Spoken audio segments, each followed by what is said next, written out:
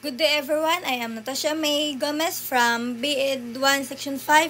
So today let's talk about the President Ramon Magsaysay to Ferdinand Bongbong Marcos.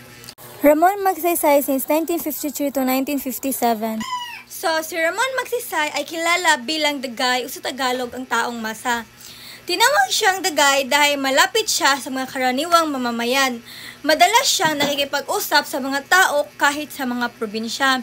Kilala siya sa pagiging tapat o simple at pagpakumbaba. Carlos P. Garcia since 1957 to 1961. So now, let's talk about President Carlos P. Garcia since 1957 to 1961. So si Pangulong Carlos Garcia ay kilala bilang the Prince of Visayan Poets at the Bard from Bohol. Tinawag siyang the Prince of Visayan Poets dahil mahusay siyang makata at manunula sa wikang Bisaya.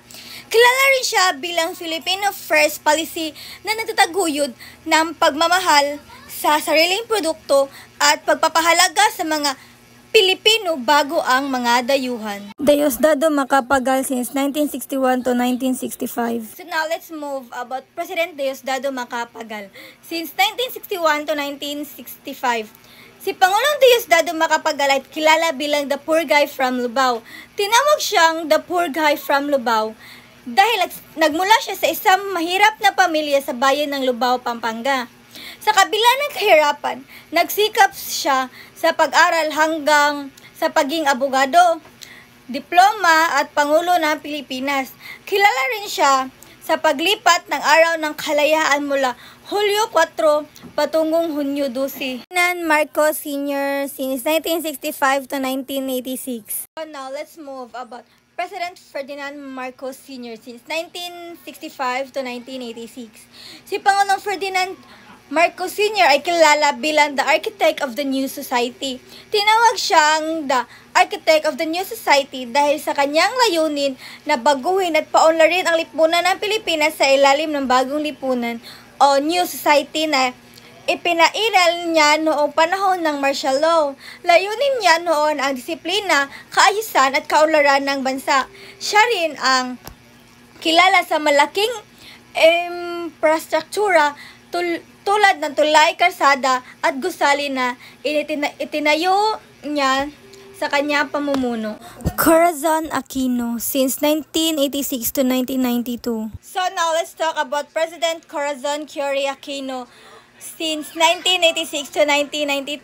Si Pangulong Corazon ay kilala bilang the Mother of the Philippines Democracy. Tinawag siyang the Mother of Philippine Democracy dahil ibinalik niya ang demokrasya sa bansa matapos ang diktorya ni Ferdinand Marcos Sr. Siya rin ang kinaunahang babaeng Pangulo ng Pilipinas. Pinamunuan niya ang People Power Revolution noong 1986 na nagpatalsik sa diktatura at nagpanumbalik na ang kalayaan ng mamamayan. Fidel V. Ramos since 1992 to 1998. So now let's move about President Fidel V. Ramos since 1992 to 1998. So si Pangulong Fidel V. Ramos ay kilala bilang the Father of the Philippine Reform. Tinawag siyang the Father of Philippine Reform dahil sa kanyang mga programa na naglayong baguhin at pagandahin ang ekonomiyang pamahalaan at lipunan ng bansa.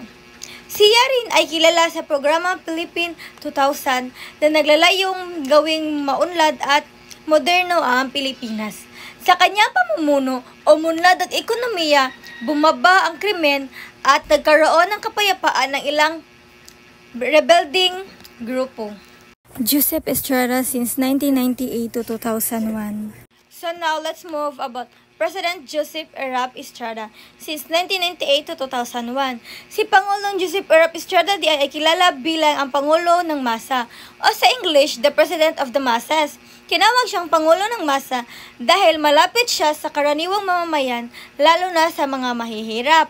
Ang kanyang sikat na slogan ay Erap para sa mahirap.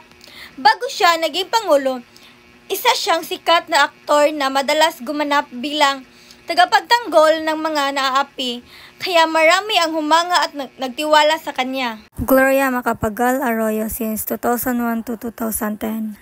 So now let's move about President Gloria Macapagal Arroyo since 2001 to 2010. So si Pangulong Gloria Macapagal Arroyo ay kilala bilang the Iron Lady of the Asia. Tinawag siyang the Iron Lady of the Asia dahil sa kanyang matatag at matapang na pamumuno sa kabila ng maraming pagsubok at kontribusyon sa kanyang termino. Siya ay anak ni Pangulong Diosdado Macapagal. Sa kanyang pamumuno, umunlad ang ekonomiya na ipatupad ang ilang proyekto sa infrastruktura at itinaguyod ang modernasyon sa edukasyon at teknolohiya. Noynoy Aquino III since 2010 to 2016. So now, let's move about Noynoy Aquino III since 2010 to 2016. So si Noynoy Aquino ay tinawag bilang the father of the Daang Matuwid. Ipinatupad niya ang programang Daang Matuwid na layunin labanan ng korupsyon at itaguyod at tapat na pamahalaan. Sa kanyang termino, umangat ang ekonomiya ng bansa at nakilala ang Pilipinas sa pagiging isa sa mga faster-growing economies sa Asia. Anak siya ni dating Pangulong Corazon Aquino at dating Senador Ninoy Aquino. Rodrigo Roa III since 2016 to 2022. So now, let's move about President Rodrigo Roa III since 2006 to 2022. Kilala si Rodrigo Roa III bilang the Iron First o Tatay Digong. So, kilala sa kanyang mahigpit na kampanya laban sa droga at kriminalidad. Ipinapatupad niya ang Belt programa para sa mga infrastruktura.